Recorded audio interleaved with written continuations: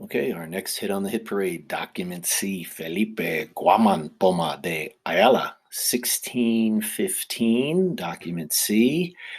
Um, we can see that there is an image that goes here, and there are two excerpts. This is from his book, The First New Chronicle and Good Government, 1615. And I've already underline this and put my notes, but we can see that the following are excerpts from his book. He hoped the history of the Incas and of the Spanish conquest would convince the King of Spain to make reforms in Peru. I'm not sure if the book ever reached the king, but still, it's Pavaro. We don't know if he saw it, but it's a good indicator on life in the Incan Empire in the Andes. So there's two excerpts for document C, and you can see here it is an image, and it is a celebration. There's people playing music, banging drums. They're dressed up. It's a party. It's the Fiesta de los Collasuyo.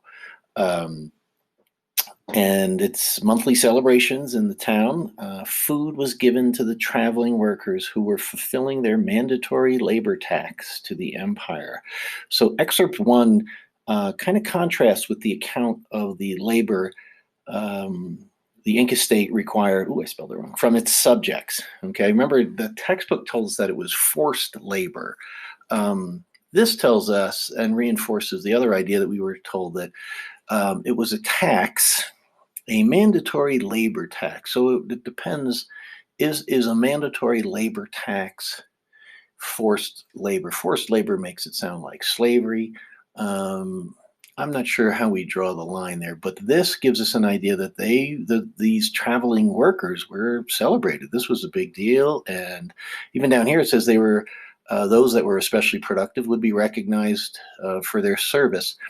So I think this comes up against the idea that was in the first textbook that tells us that it was forced labor. At least challenges that and doesn't necessarily work nicely together. The second the second excerpt both supports and challenges the textbook account about how they expanded their empire. On the one hand, you'll see this continued narrative that there were roads, bridges, the system of communication, the chasquis, the running messengers, sheriff, judges, presidents. So we see that this gives us a description of the Inca government as very well organized. And then down here it also says that he conquered half of Huánuco, Ayauca, Chinchayacocha, and so that goes on. So that also reinforces the idea that it was. Remember the textbook tells us that they were. This was a war empire. It was an empire of war, and this supports that. Here, it looks like they conquered folks, but also the idea that this was very well run, and which we would assume probably commanded some loyalty from those that were conquered. And then it also tells us that that it was a just and prosperous society, and we get that idea here. He started organizing community property, food storehouses, so we can see there was prosperity, and that also challenges the idea from the first textbook. So document C, two excerpts that you have to account for in the question of how did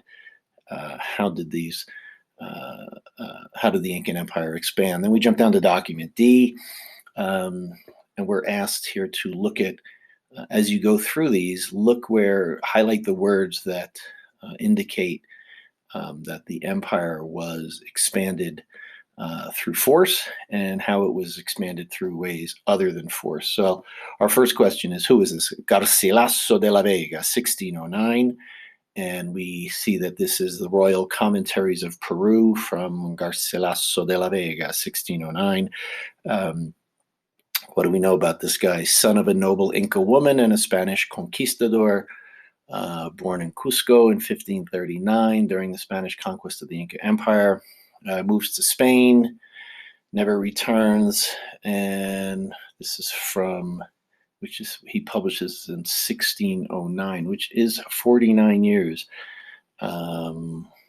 after after he leaves, and 35 years after the end of the conquest by the Spaniards of the Inca Empire.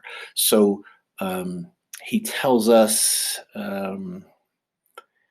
he gets us a little background here, but then it suggests that the primary way they expanded was through these technological innovation and the prosperity. So there was a fine canal. They made water run east to west. Normal water that used to run east to west now runs west to east, which rerouted it back to where they wanted it. So this was a pretty sophisticated engineering accomplishment, and apparently it led to more cultivable land and great abundance and prosperity. Well, we would assume that this type of prosperity would be well rewarded by those, or certainly appreciated by those who were conquered and unconquered, that they would love the Inca because they put food on the table.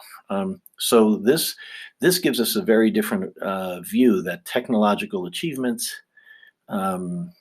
brought about prosperity, and that prosperity ensured loyalty and cooperation. So who didn't want to become part of an empire that put food on the table? And that's one of the big ideas that we get from document D. And you'll see here, is there anything about military conquest other than conquered? So they were conquered. So there were military conquests. But our question is how did they expand? And I think it's this document suggests that you were lucky to be conquered by the Incans because they brought food and they put food on the table. And that was that's one of the big ideas here from Garcilaso de la Vega, 1609. Okay, so your big the biggest